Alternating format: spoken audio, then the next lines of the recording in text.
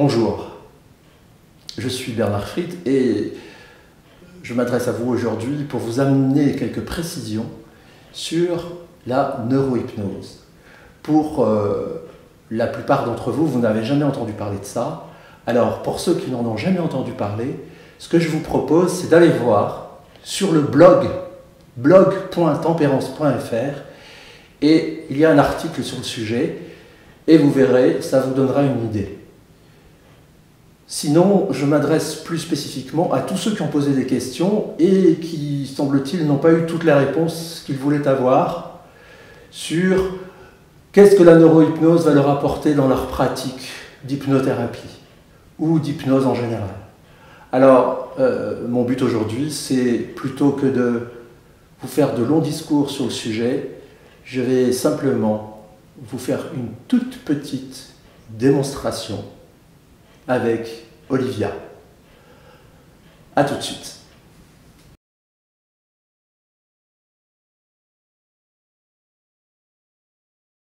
Voilà. Bon, alors, Olivia, oui. je t'ai proposé de venir faire cette démonstration avec moi. Alors on va faire quelque chose de simple que tu as déjà fait, parce que tu as déjà pratiqué. Un peu. Mais simplement on va montrer au public comment ça se passe. D'accord. Donc on va s'intéresser simplement à ce qui est pour toi la méthode de, on va dire, de mise en transe ou de relaxation profonde. C'est-à-dire qu'est-ce que tu fais pour te mettre en relaxation profonde, ou plutôt quelles sont les sensations qui s'enchaînent quand tu rentres en relaxation profonde. Quelle est la première sensation que tu as?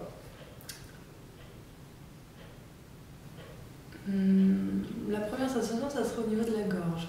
D'accord, c'est une sensation au niveau de la gorge. Ensuite, la deuxième. Ensuite, ça descend jusqu'au plexus. D'accord, au plexus. Et ensuite,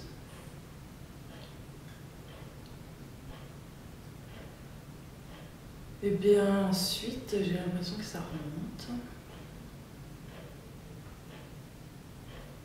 ça remonte par l'avant ou par l'arrière? Ça remonte par l'avant. Par l'avant, Mm. d'accord. Et ça remonte dans ton corps ou devant toi? Devant moi. D'accord. En fait, tu as déjà quasiment la roue installée, quoi. Mm. Bon, on va déjà vous montrer comment ça se passe là-dessus. C'est que après le plexus, tu n'as pas une troisième sensation. Si un peu, si ça se diffuse jusque là. En fait, Ça c'est descend au comme nombril, si en fait. ça sortait, voilà, presque au nombril, voilà. Ok, d'accord. Donc en fait, ce qu'on appelle une séquence kinesthésique, c'est ça. C'est-à-dire que tu as une première sensation qui est dans la gorge, la deuxième qui est au plexus, et la troisième qui est au nombril.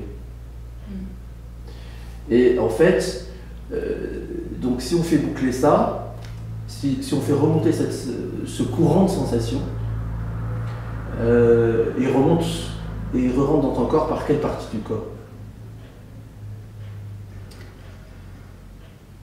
Eh bien, en fait, Il revient sur la gorge, en fait.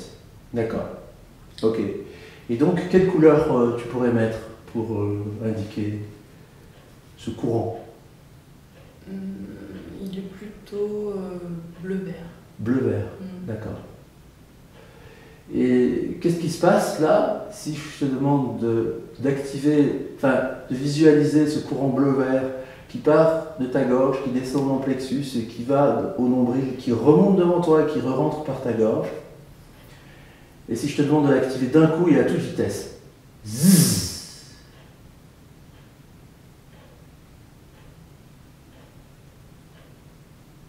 Ok. On voit que au niveau des mouvements oculaires, tu es rentré dans un état de détente beaucoup plus profond. Ce qu'on va faire maintenant, c'est qu'on va inverser le sens d'un coup, ce courant bleu-vert, et on va le faire tourner dans l'autre sens, et d'un seul coup.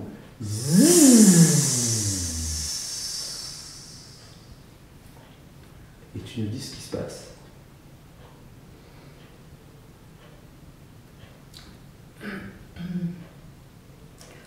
Bah c'est bizarre, ça me remonte. Ça te remonte. D'accord. C'est-à-dire que ça te descend dans un C'est sens. ça, voilà, j'ai l'impression que ça me descend. Et de l'autre côté, ça te remonte. Ouais. Ce que je te propose de faire, c'est de recommencer. Tu fais un coup de descente et un coup de remontée, toute seule, comme une dent.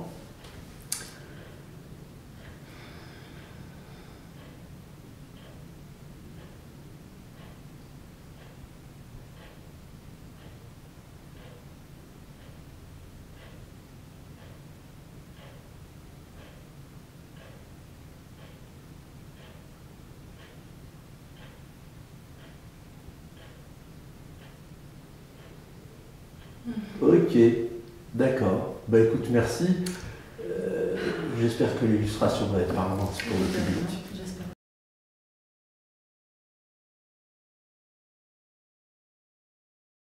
Donc, effectivement, on pourrait dire que l'exercice est un peu faussé parce que tu as déjà cette roue en fait. J'ai déjà travaillé là. Voilà. Tu as déjà travaillé la roue.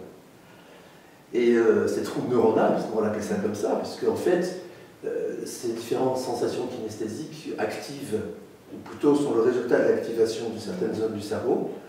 Et ce sont ces zones du cerveau qui provoquent cet état de détente, relaxation, mise en transe carrément. Rapide. Ce qui est intéressant tout de suite à voir là-dedans, c'est que, en fait, vu que tu l'as déjà travaillé, elle est toujours là. Ah bah oui, elle est toujours là, et puis du coup, c'est vraiment je me sers que de ça. D'accord. Tu te sers que de ça. Donc en fait, une fois que c'est installé, c'est installé. Voilà. Donc ça, c'est l'aspect intéressant à noter dans cette affaire-là. Maintenant, est-ce que tu peux parler un peu de l'état dans lequel ça t'a mis? Alors, ce qui est intéressant, c'est que c'est très rapide.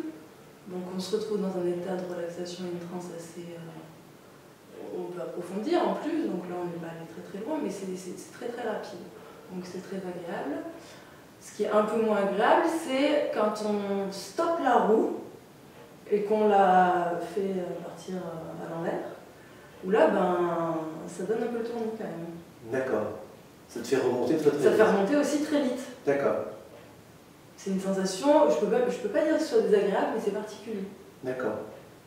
Ok. Tu penses qu'il y a d'autres choses à dire pour que les gens comprennent mieux de quoi il s'agit? D'autres choses à dire, qu'une fois que c'est fait, quoi. On ne peut plus changer la séquence. C'est ça, ouais.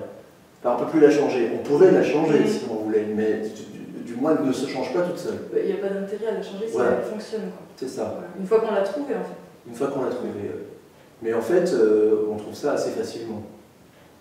Oui, mais on n'a pas l'habitude de prêter attention aux différentes étapes kinesthésiques, en fait. C'est ça.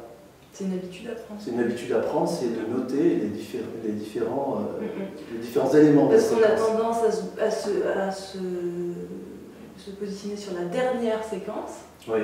D'habitude. Finalement, on ne remonte pas vraiment aux premières sensations. C'est ça. C'est ça qui donne le sens, la direction de l'influx nerveux, on va dire ça comme ça, et qui provoque en fait l'état interne correspondant. Ok. Voilà. Bon, j'espère que ça va éclaircir le débat. Éclairer un peu ceux qui me connaissent. En tout cas, tous ceux qui ont d'autres questions, j'imagine qu'il y en aura, ce que je vous propose, c'est évidemment, on peut continuer sur le fil de discussion qui a été ouvert sur Facebook, mais on peut aussi faire ce fil de discussion dans les commentaires de l'article Neurohypnose avancée sur blog.tempérance.fr. Voilà, merci de nous avoir regardés jusqu'ici et à très bientôt.